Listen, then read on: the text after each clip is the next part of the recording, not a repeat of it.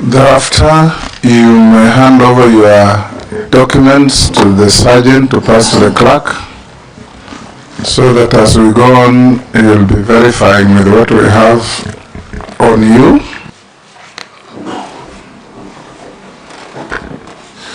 Honorable John Mbadi, we know you have been with us, and you've been nominated by His Excellency the President to occupy the high office of CS Treasury of the Republic of Kenya at a time when exceptional skills are required to help navigate the country through some difficult moments in our history.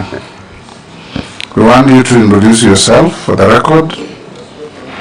Give us a little preview on your educational background, your work experience, and why you feel suitable to hold the office to which you have been nominated. No more than 5 minutes. Yeah, thank you, Mr. Speaker, and honorable members of the Appointments Committee of the National Assembly. And Mr. Speaker, as you rightly put it from the beginning, I know this committee has a constitutional mandate and responsibility to vet appointments or nominations by the President, and so being colleagues notwithstanding. However, I just want to mention very quickly, Mr. Speaker, that I'm John Mbadi, as I've mentioned before, and as you rightly mentioned. I was born 53 years ago in a small village called Seka in Gwasi, Suba South constituency of Homa Bay County. I went to school, first Seka Primary School, 3 years. That's class 1 to 3, class 4 to 8, in another school called Ligongo Primary School. I'll not go into the details because we don't have time to talk about my childhood history. I then proceeded to Kokoro High School. Kokoro Boys is in Awendo constituency, modern day Awendo constituency, where I did my KCSE, and then later proceeded to the University of Nairobi School of Business Studies, that is a Faculty of Commerce. I'm a graduate of accounting, and I'm also a certified public accountant. Actually, I'm a member of the Institute of Certified Public Accountants. I am member number 6101, and I'm in good standing, Mr. Speaker, as can be attested by the file that I've just passed across.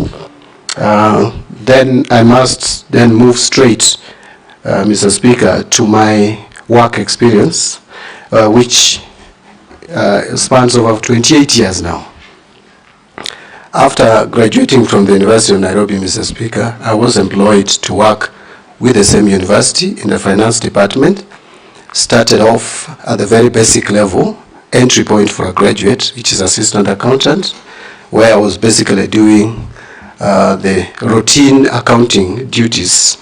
But later I rose very quickly to become an accountant, finally to senior accountant 2, and then finally to senior accountant 1. In which time now I was involved in more advanced accounting work.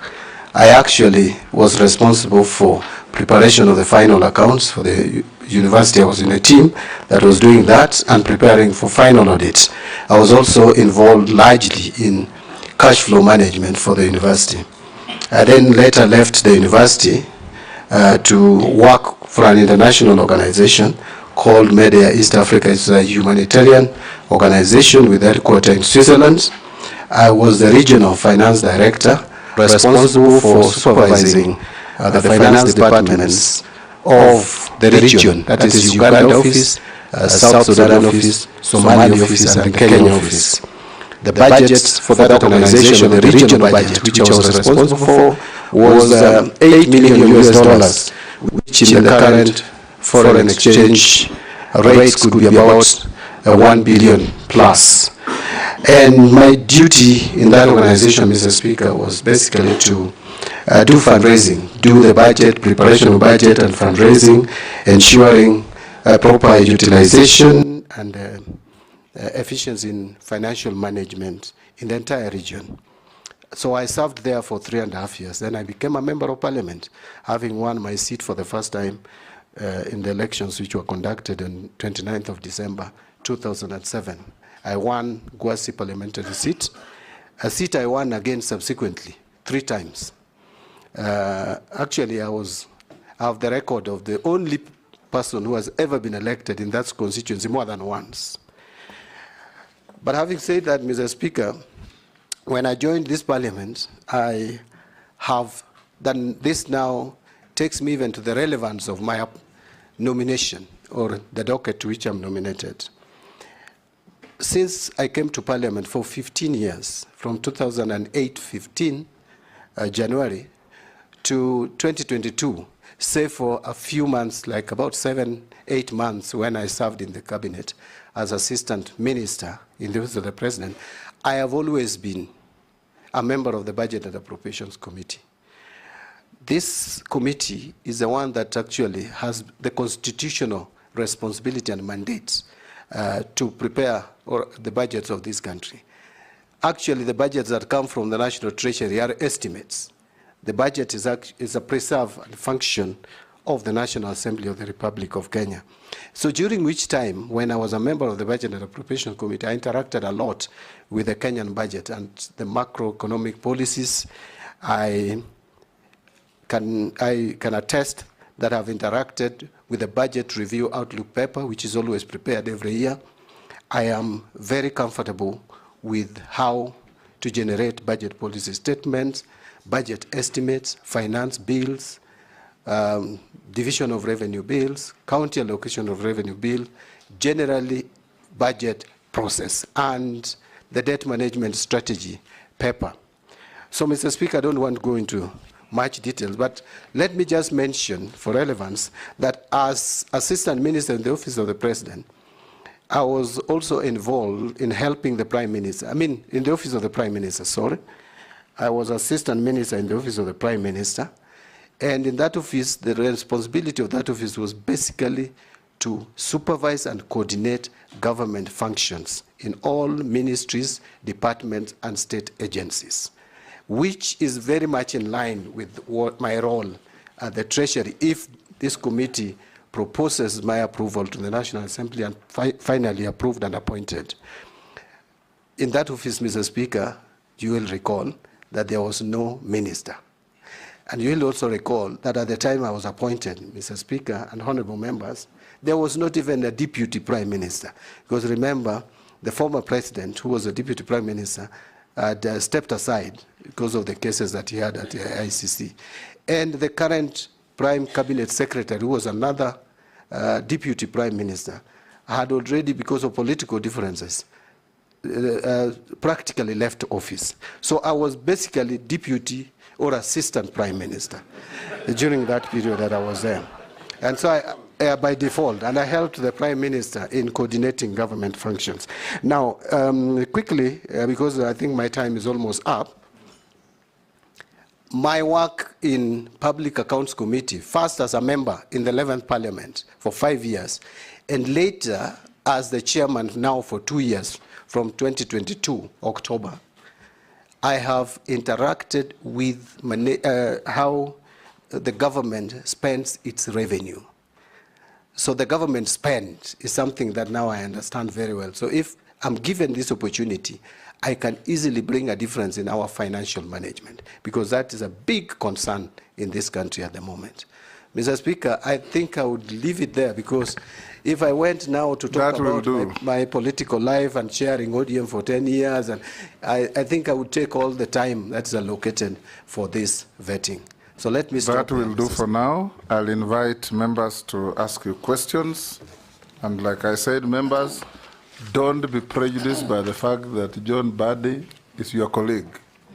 We have interviewed colleagues before, and you must be able to ask questions without fear or favor. Deputy Speaker, you'll go first. Thank you, Honorable Speaker. Honorable Mbadi, I think this is within your forte. As you know, there's only 2 sources of revenue for government, which is borrowing or by taxing. Currently, Kenya's public debt is approximately 72% of our GDP, which has started causing concerns across the country. And also it has increased the debt servicing costs. It's affected our fiscal space for development projects. And so in the light of the rejection of the finance bill, if approved, if this appointment is approved, how do you plan to address Kenya's high public debt and ensure sustainable debt management? And in connection to that, the Kenya Revenue Authority has struggled with tax collection and has not been very efficient on doing that, and therefore we've had a tax revenue shortfall. And all the efforts to try and increase the tax base and tax the informal sector has been heavily resisted, and which leaves just those who are formally employed paying the tax. So what measures will you implement to improve tax collection and expand the tax base without overburdening the taxpayers? Thank you. Thank you, Mr. Speaker, and thank you, Madam Deputy Speaker, for these two very important questions. I will start with the issue of public debt. Mr. Speaker, it is true that public debt levels in this country is worrying. In terms of percentage, it could be 72, but I think it's still in the region of 67, 68% of our GDP, which is very high. Public debt, if you look at it in terms of split between external debt and domestic debt, is almost 50-50. We are at about 10.5 trillion at the moment, split almost 50-50. I would go into the details of the breakdown, but I think that would be too much information for now. But I want to just mention that in terms of managing public debt, number one priority for me is debt accountability.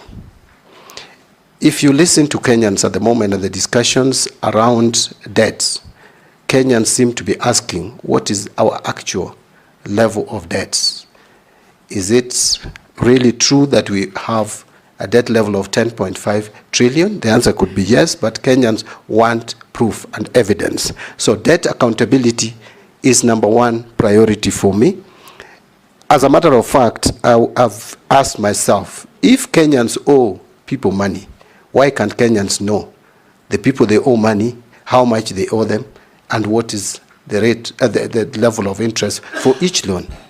You will hear excuses that there are certain agreements which probably discourages disclosure. But the question is, can't you come out transparently and explain to Kenyans which are these agreements stopping us from knowing who we owe money? One of the things that I think we need to do is to make a debt register a statutory document, which should be published every year, like we publish all the other documents. Kenyans should know. It is not the government that owes money to Chinese. It is to China government or to World Bank or to IMF. We know World Bank is the single leading lender to Kenya in terms of amounts, followed by African Development Bank. Number 3 is China. Number 4 is Eurobond. These people don't, it is not the government which owes their money. It is not the treasury. It is the people of Kenya, the taxpayers, who owe these people money. You cannot owe someone money without knowing how much you owe. So I want to put it that debt accountability is important. 2, we must work on linking projects to loans. We cannot borrow loans for general budgetary support.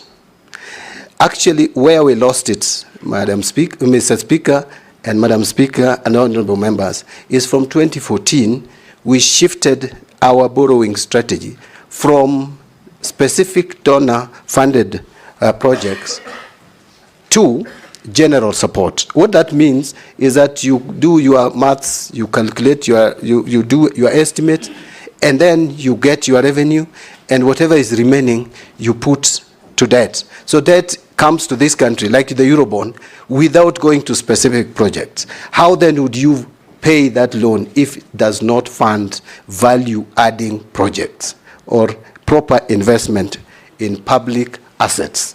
So that is something that we must do. Going forward, I'm talking about now going forward, because what has happened. We'll have to deal with it, but going forward, that is what we must do.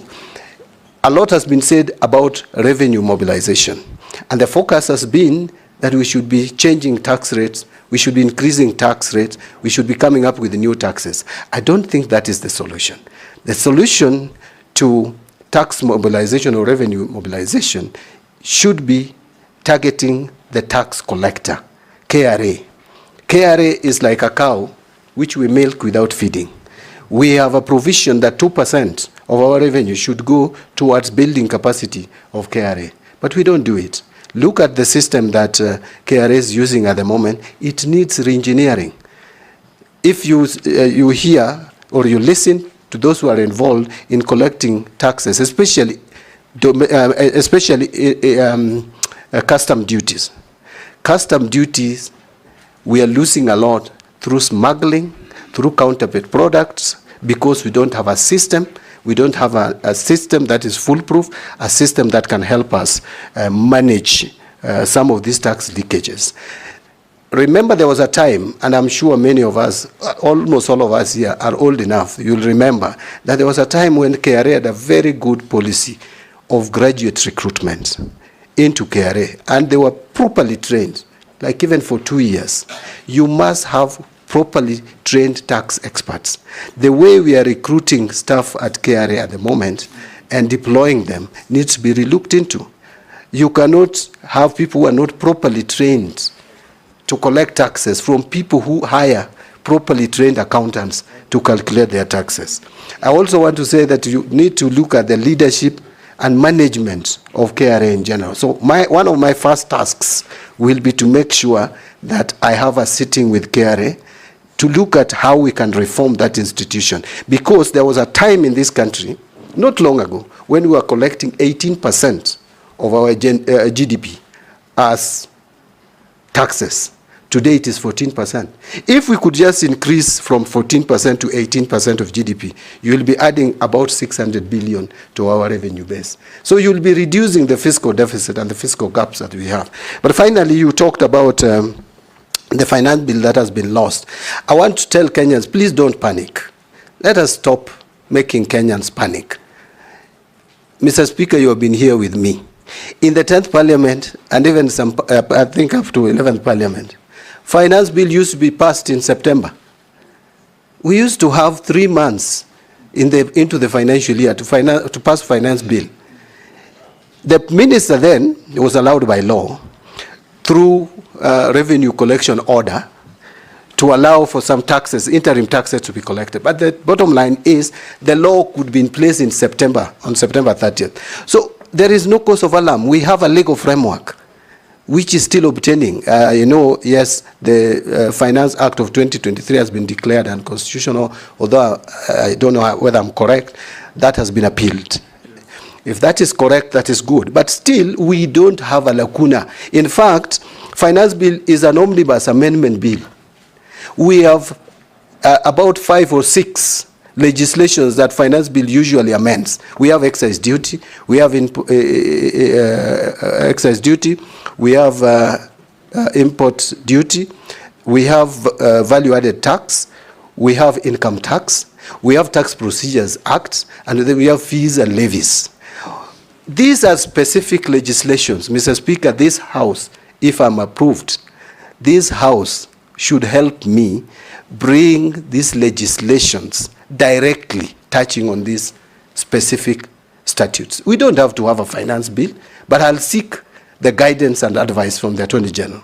But I believe the good provisions which have been lost by this bill, which are not contentious, and there are many, which can still help this country grow the economy, we can bring them as specific amendments to those acts with proper public, yes, to the Mother Act, with proper public participation. Because I think the problem we had was that the public felt there was no proper public participation, which we had, but maybe they felt they were not listened to. So we'll do the proper public participation on some of these provisions. I wanted to stop there, Mr. Speaker, yes. But there was a question on KRA. I think I've combined them. You've combined? Yes, I've combined the two. Chungwa, you are birds of a feather. I hope we won't flock together. Thank you, Honorable Speaker. First, on a light note, Honorable Speaker, you know, I have always argued with John Mbadi on the floor on who qualified before the other. Now that we are birds of a feather, I can now confirm from his certificates that I actually qualified 6 months ahead of him. But, Honorable Speaker, besides being birds of a feather in the profession, let me declare interest because John Mbadi was also an accountant at the university when I was a student there. And having served with him in this house for almost 12 years, and I chaired the Budget and Appropriations Committee. Mbadi now CS Nominee Finance in the National Treasury, and you put it very well. And you know, there are many things that we agree on, especially regarding the budget making process. And having been a member of the Budget and Appropriations Committee and also chaired the Public Accounts Committee, you have said you have had a very good oversight of the expenditure side of the Accounts Committee. You have said you have had a very good oversight of the expenditure side of government. And I must agree also with you on the revenue side in terms of the finance bill being an omnibus bill and things that we can secure from the finance bill that is seen to have been lost. But you've also touched on issues touching on KRA, and there are systemic problems in KRA. And you and me know that our revenue projections, we have always not agreed with them. I would now want to hear what you intend to do now that the shoe is on the other foot, to make sure that our revenue projections are as realistic as possible. Because, you know, part of the problems that we've had with our fiscal deficit is unrealistic revenue projections coming from the National Treasury and, of course, having emanated from KRA. We've spoken about the systemic problems in KRA, including the lack of custom systems management, proper customs management systems at KRA. I would also want to hear what you intend to do. And you know, there is resistance within KRA to have proper systems put in place. Because as you say, especially on the custom side, people are minting hundreds of millions for themselves at the expense of the nation. I want to hear specific what specific measures you intend to take at KRA to ensure first that there are proper systems. Because as you rightly said, that is what is lacking within KRA, besides the management problems that you have alluded to. I think I'll leave it at that for now. Can you manage two in a row? Junet? Thank you, Mr. Speaker. Mr. Speaker, I wanted to ask the nominee, Chairman. You see, he is here as a nominee I forgot, Chair. and I forgot not Speaker. I forgot, Speaker. as a chairman of any formation out there. Honestly, Actually, I hope, Mr. Speaker, he was not referring to me being the chairman of ODM. I've already resigned. oh, Yes. you know, Mr. Speaker, you know, for when you call somebody for the last 15 years chairman, that Yes. becomes his name. Yes. Anytime I find I used to call him chairman. Now, Mr. Nominee, one thing I wanted to ask you is that you have explained it very well, but you have come to this position. You are coming to this position at a time when the economy is not in a very good situation. And as you are aware, 70 shillings of the 100 shillings collected is going to pay debt. And Kenyans don't even know whether we are paying real debt or fake debt. That's what they're grappling with. So how will you ascertain what kind of debt we have, whether it is a fake debt or real debt?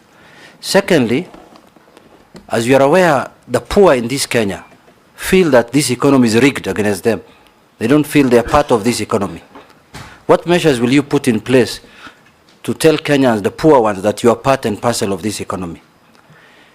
Issues of pending bills, Chair. Issues of 30% of the budget. I mean, nominee. Nominee. Issues of 30%. How will you achieve 30% of our budget to go to the development expenditure? My last question is, nominee. You know very well, me and you never believed in this bottom-up economy. Now we have found ourselves here. You know what we believed in. You know your principle must guide you. How are you going to marry these different thoughts of bottom-up economy and what you believed in? You participated in manufacturing another economic manifesto. So tell me how you'll marry the two, Mr. Nominee. This bottom thing now that you're inside.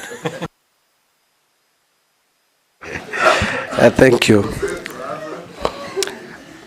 Thank you, Mr. Speaker. Mr. Speaker, let me start by addressing... Leave the laughing to the public. Just listen and... Thank you, Mr. Speaker. I think... thank you. Thank you, Mr. Speaker. Mr. Speaker, allow me to start by responding to the questions raised by the Leader of Majority, my friend Kimani Chungwa. Yes, I agree.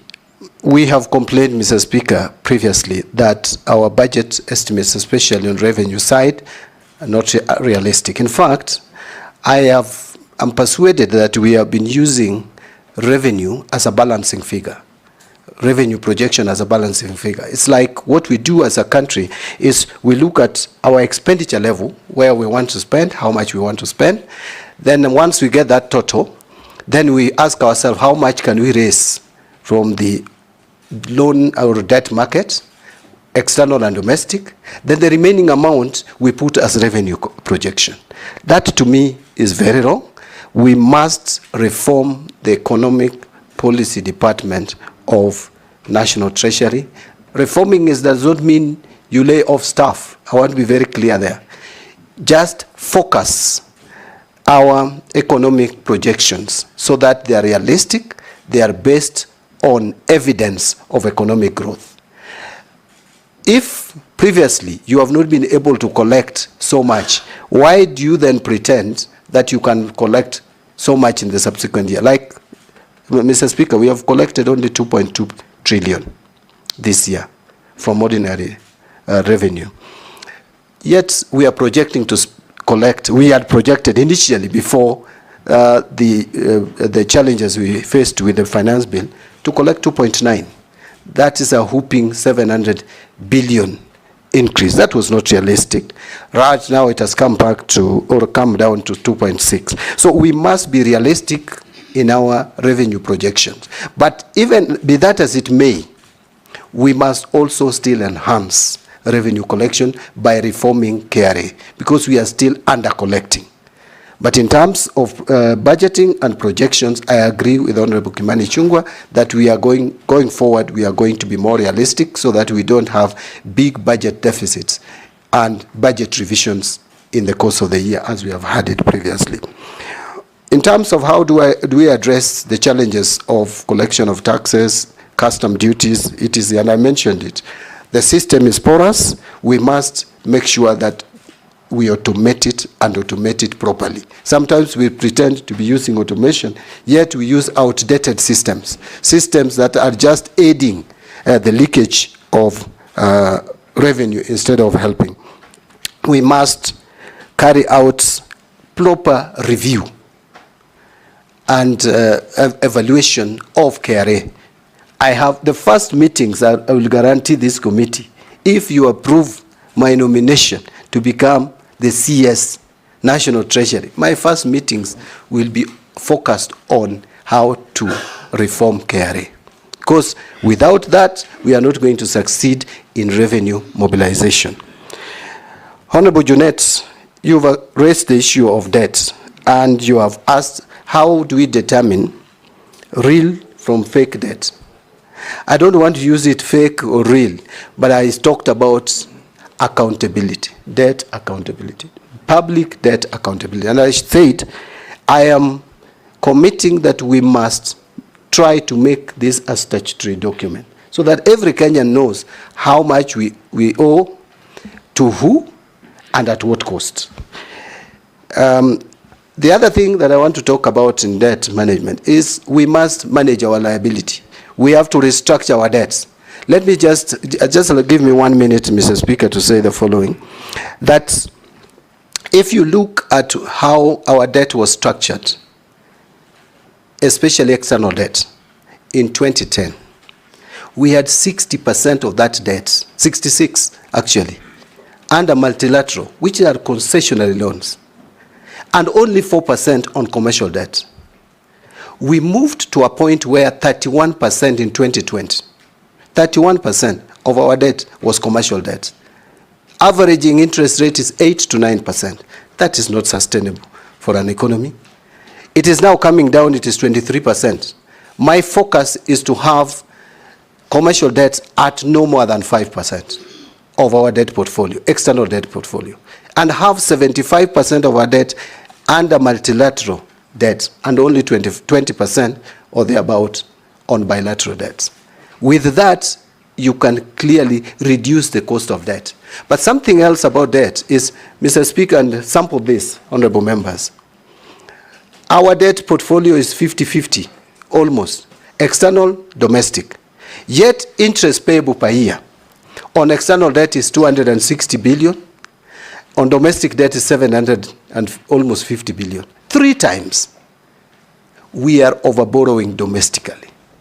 And we have raised the interest rates of borrowing domestically. I know I'm one of the people, if you look at my wealth declaration, I have a government bond I've bought of 13 million, and I'm getting almost 16% returns. That is unsustainable. We must have a conversation, Mr. Speaker, and not to scare anyone. We must have a conversation with banks. We are not going to control interest rates. We want you to give the country hope. Yes. And you are doing so. Yes. We are not, I'm not going to advocate for interest rates control, as in setting the rates to be charged. It had very disastrous result when we attempted that, remember, through a legislation. But banks promised us, Mr. Speaker, banks promised us that if we remove the rate caps, they would loan even more to the private sector.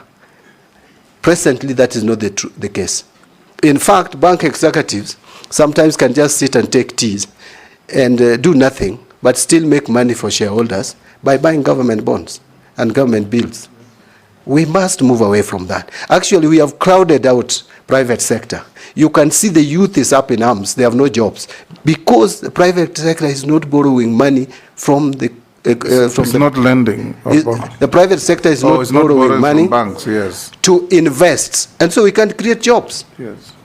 I know that one of the reasons why we have been raising the interest rate is to control inflation. Inflation has reasonably been controlled now at 4.6%. We must also be alive to the fact that we must balance the two. There must be a net-off effect so that we also grow our economy. Thank you. Finally, there was the issue of what do we do about the poor and the pending bills. Pending bills is a serious matter, Mr. Speaker. I think it is something that we must agree on. I know we are moving as a country to accrual basis. As an accountant, I know with the accrual basis of accounting, then we will not be talking about pending bills because there will be no cutoff. Any bill that comes will automatically move to the next financial year and pay it. But these pending bills, a lot of them are also fictitious. I know there is a committee in place, and I don't want to criticize that committee.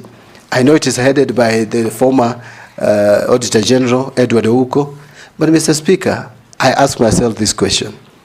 The pending bills that I'm told have been submitted to that committee, or before that committee, is upwards of 663 billion claims. And there are a total of 114,000 plus of those claims.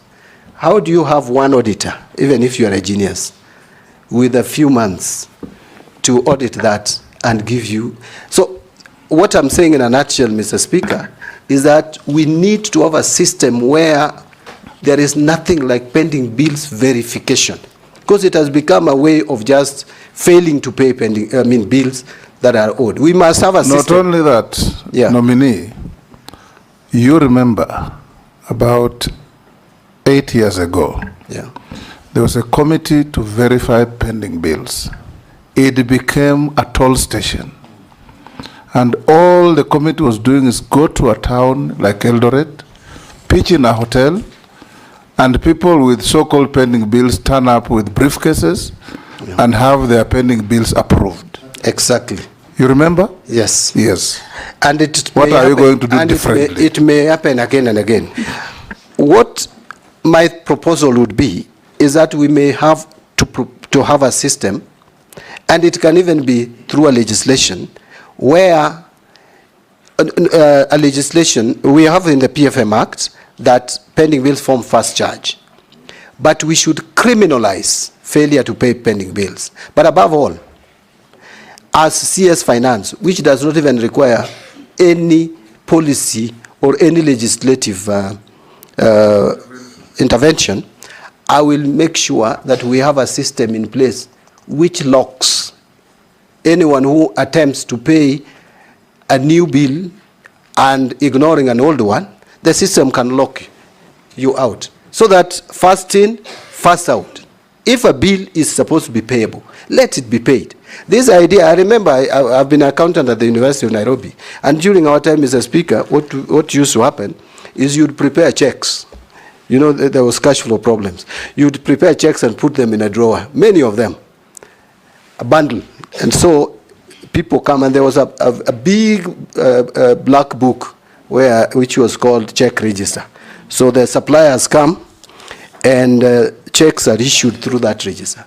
So depending on how nice you talk to the accounts department, then your check is released. Yet the one for Honorable Speaker even goes stale after 6 months.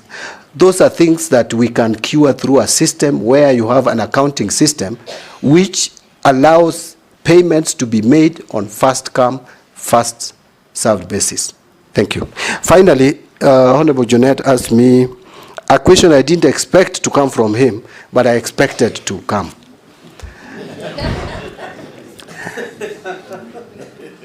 Mr. Speaker, I've been asked about bottom-up. Bottom-up economic transformation agenda. That is how it is called. Let me tell you, through you, Mr. Speaker, tell Honorable Junet this, that bottom-up is actually a concept of UDA, read Kenya Kwanza.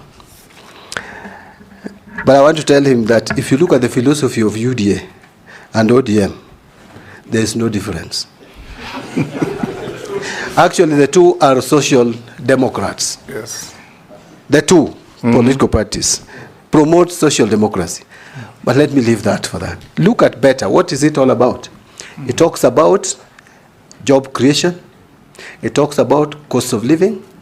It talks about agricultural productivity. It talks about digital economy. What about ODM? What was in our manifesto? We talked about the same. Actually, the better concept is on value addition. Now, ODM manifesto, which I participated in drafting, we had manufacturing emphasizing on agriculture as raw material. So it is manufacturing supported by agriculture. Did you read Animal Farm? I read it some time back, Mr. Speaker. Yes. But now, better is on value addition. Yes. For agriculture for value addition. ODM, agriculture for manufacturing. Semantics. But again, finally, Mr. Speaker, housing was our concept, both of us. But finally, Mr. Speaker, there is the Constitution and the PFM Act, which will guide my conduct in office, if approved. Thank you. Naisula? Yes. If you allow me, Honorable Speaker, just a supplementary on one of the things John Mbadi said around workings of the National Treasury and your work as a Member of Parliament, the abuse of Article 223. Yes. And you know, since we were both in the Budget Committee, this has been a huge problem. And it continues to date. You've had in the recent past very senior government officers trying to twist people in the National Treasury to pay even confidential expenditure out of Article 223. I want to hear what you intend to do to now stem from the root cause or where this problem emanates from the National Treasury, abuse of Article 223. Lastly, when you spoke about the good things that we lost in the finance bill, you may or you may not agree with me that partially the problem was out of very poor communication by the National Treasury. Kenyans out there were left to just listen to what was being said by members of parliament during debate on the finance bill to know what were the good things in that finance bill. How differently will you now, at the helm of the National Treasury, if approved by this committee, will you communicate to Kenyans to be able to know that a finance bill, as you said, is an omnibus bill? It has very many good things for the benefit of the country, which get lost in the misinformation and disinformation campaign that was there with the last one.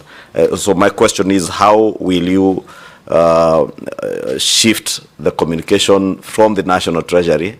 And with all respect to those who were there before, there was literally no communication coming from the National Treasury.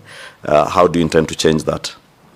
And I agree with you on the pending bills, but also tell you that probably what you also need to do is look at the procurement.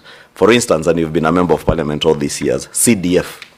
There are never any pending bills in CDF because of the system through which we procure. You only procure when you have exchequer with you. So probably if you get approved, that's one of the other things you need to look at, to remodel whatever is being done in mainstream government with CDF. Mr. Speaker, go ahead. Okay. Thank you, Speaker.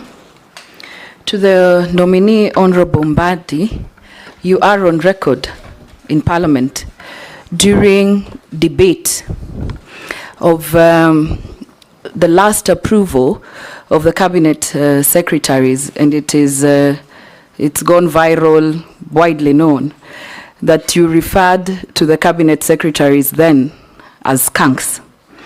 Now you find yourself as one of the nominees. Are you a skunk or are you not?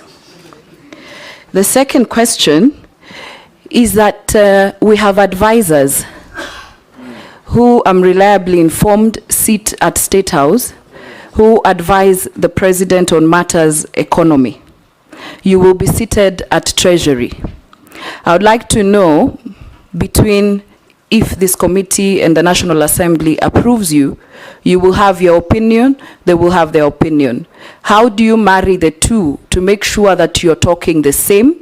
Because we have seen in the public some of the advisors talking like they're not in the same government, like the way how they work. So I would like to know whether which supersedes the other, and how will you make sure that you work together on matters economy and as you advise the President. Finally, there's been allegations that in Treasury we have people who've been there for so long. Times have changed. You're seeing we are in very extraordinary times. We need to think extraordinary to get our country to where we want to be. How do we make sure once you're there, you are not held captive? Because we have seen other CSs with very good credentials. Even you, if approved, I don't know what happens when you go there. I don't know whether it is the system, you become captives of IMF, you become captives of what is going on. What will you do differently? Because we are in very extraordinary times, Mr. Nominee. Thank you. Go ahead. Thank you. Mr. Speaker, allow me to, in response to the questions by Leader of Majority, to start with the pending bills on. In fact, Mr. Speaker, I had a lot to say, but because of limitation of time, I left out something on the issue of pricing and general procurement and supply chain management. That is an area that we must address. It is what we would call addressing corruption. Mr. Speaker, if you are to buy omena in Kisumu and buy it in Kericho, despite even the transport cost, you are almost buying it at the same price. But in the same government building, 5th floor, 10th floor, buying the same item at different prices. We cannot continue like that as a country. We must find a system of standardizing our prices. And again, there has been talk about automation. End-to-end procurement must now be implemented. We cannot procrastinate further. Kenyans are crying for value for money. Kenyans are talking about economy in the use of our resources. That must be realized by deliberately ensuring that we automate procurement from the budgeting to procurement, to receipt of goods, to payment. It must be end to end. This idea of saying we will implement it in July, now it has been moved to January.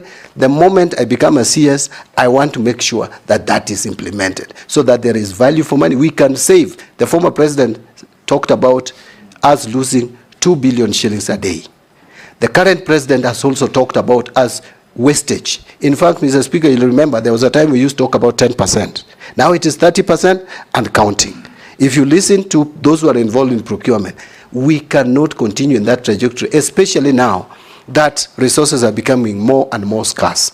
We must make sure that the little resources that we'll collect, and that is the responsibility of CS Finance, by the way, to ensure that there is proper accountability and transparency in the use of public resources. On the issue... Mbadi, are you saying that we, apart from the IFMI system is not working? It is not end-to-end. IFMI system is, the procurement is broken. It is not end-to-end. They will tell you we have automated procurement. It's not true. So we must make sure that from budgeting all the way to payment and even use of goods, it is seamlessly integrated. We must do that. Mr. Speaker, and they have pushed that to January. They have been pushing that automation. Every time they push it, the time comes, they push it. If procurement is pushed, another date is given. So there must be a stop to that, and that stop, hopefully, will be under my leadership at the Treasury. On the issue of... if we approve you, in how many days will you achieve this? I want to work with the new set deadline of January, so that we don't pass January again. Okay. Yes.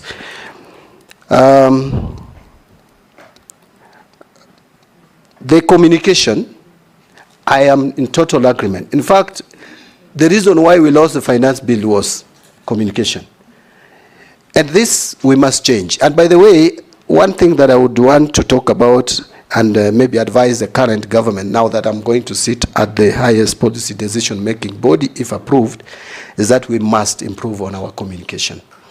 All departments, communication cannot be left to one individual called communication, Honorable Manyora, no, government spokesman. We must have every ministry and department communicating explicitly and clearly to Kenyans. And Treasury is going to lead. I have already inquired and found that we have a state-of-the-art media center at the Treasury on 14th floor, Mr. Speaker. That must be utilized properly. But again, we must understand that the current generation would not be very comfortable with the conventional or the traditional ways of communicating. We must be innovative. We must use the current system of communication. I know I'm not in Gen Z, I'm not a millennial, but we must be responsive to the way they communicate. And my ministry will adopt modern methods of communication. The final one was from Honorable Shungwe, and it was the first one. What did you ask about the Finance Bill 2024? That Finance Bill was on what you have actually what I've just now, Article 2 to 3. Article 2 to 3 abuse. Now, Honorable Shungwe and I have complained over the years about this Article 2 to 3 being misused and abused. Remember, Mr. Speaker, Ruaraka land was bought through Article 2 to 3, which, if you look at the Constitution and PFM Act, is very clear on how we should apply or use Article 2 to 3. It was for a good intention, that before that the government may find that there is something that should be addressed urgently, but there are not enough funds. Yet now we abuse it. We spend it on anything. Fortunately, it requires approval of the CS Treasury. And so if that abuse is to continue, it is John Mbadi, if you approve my nomination, who will continue with that bad habit. But I came up with a legislation, Mr. Speaker, not to cause any aspersion on this when I was just recently. I'm still a member of parliament anyway. I wanted to have some controls and checks on application of this Article 2 to 3. It was frustrated at the committee stage of the House, Committee of Finance.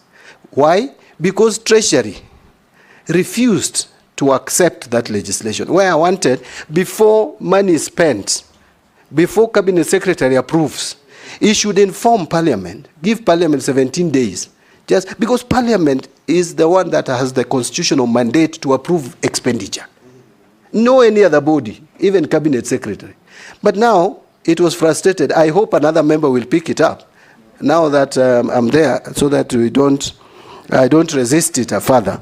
But I want to give guarantee in the meantime, with the current legal framework, I will not allow for abuse of this. You become part of government, introduce us a government bill through the majority leader.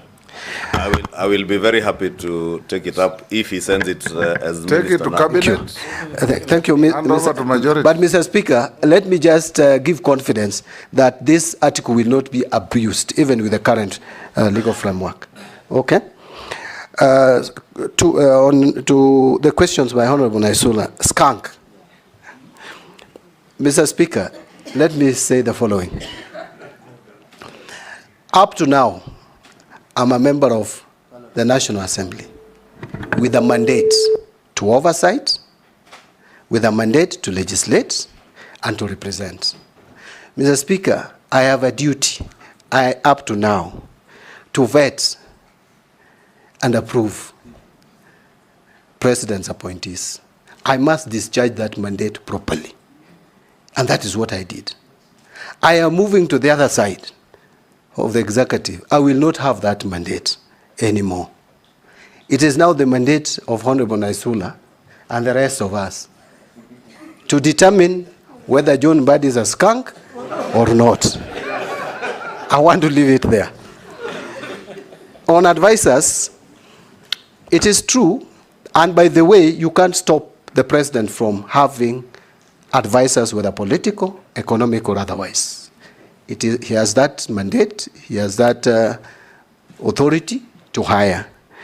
The only thing I want to state is legally, I am the principal, or I'm going to be the principal, if approved, advisor to the president on matters finance. You advise, the person advised takes the advice or not. You cannot force the person you advise to take your advice. But I also believe that these people are professionals like me. So we would be engaging at one point and agreeing or disagreeing, but the final decision will be taken by the cabinet, which is chaired by the president. Finally, the only caution I would give is, if you are an advisor, please make sure the person you advise communicates. Don't communicate on behalf of the person you advise. So if I have advisors today, what I would do is to tell my advisors, please make sure when you advise me, I communicate the advice. The rule of thumb, advisors are never known. Thank you. They are backroom operators. Yes. Thank you. Finally, it's about, you are very polite. They call them treasury mandarins. The people who frustrate the efforts, the good efforts of the treasury. I don't want to call them treasury mandarins. Some of these gentlemen, ladies and gentlemen, are actually very experienced. Almost all of them, by the way, very experienced economists, accountants, finance experts, etc. It is just about leadership. I'll provide leadership at the treasury so that we make sure that we work for the interest of this country. If there are gaps, I want to call them gaps. If there are gaps in resource capacity or human resource capacity at the treasury, I will liaise with the relevant authorities to make sure that those gaps are filled. Thank you.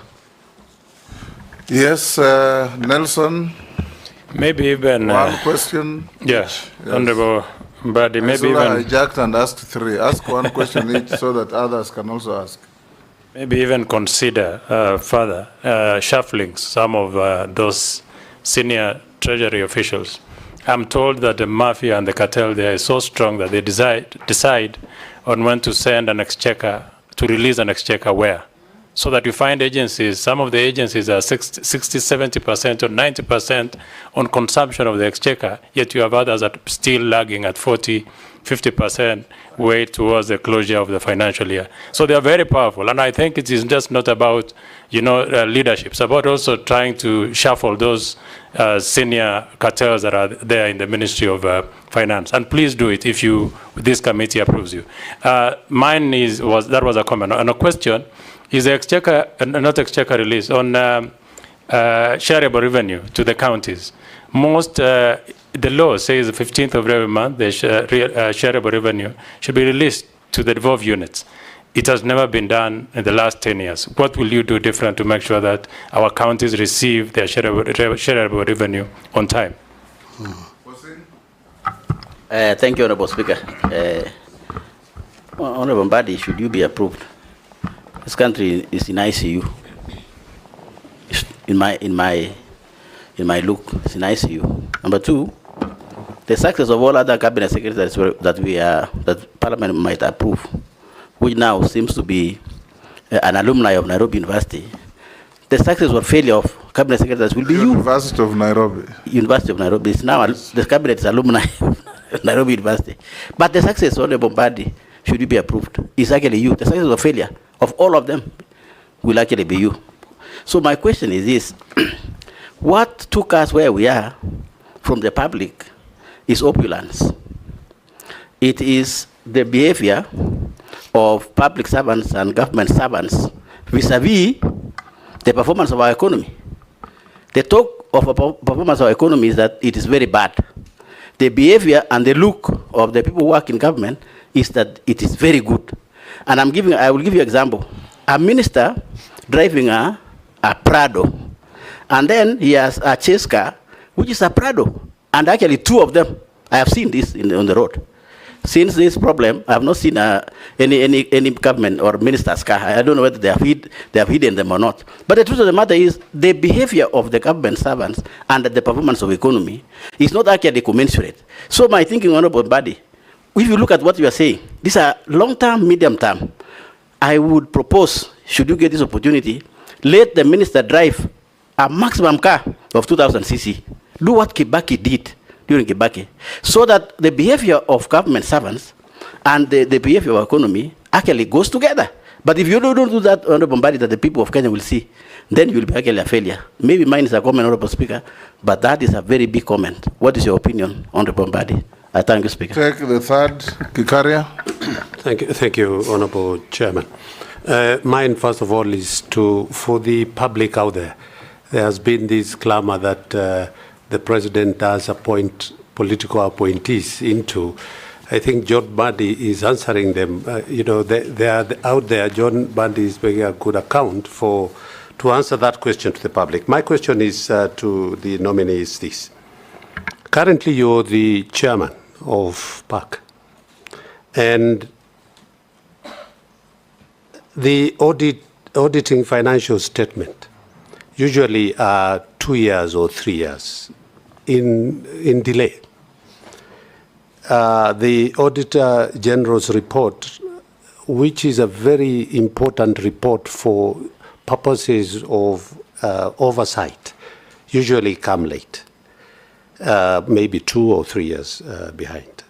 What steps will you take to expedite the conclusion and consideration of the audit report in Parliament? Thank you, Honourable Chairman.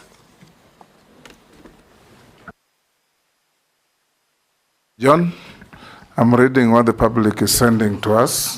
Thank you. Put to you later. Go on now.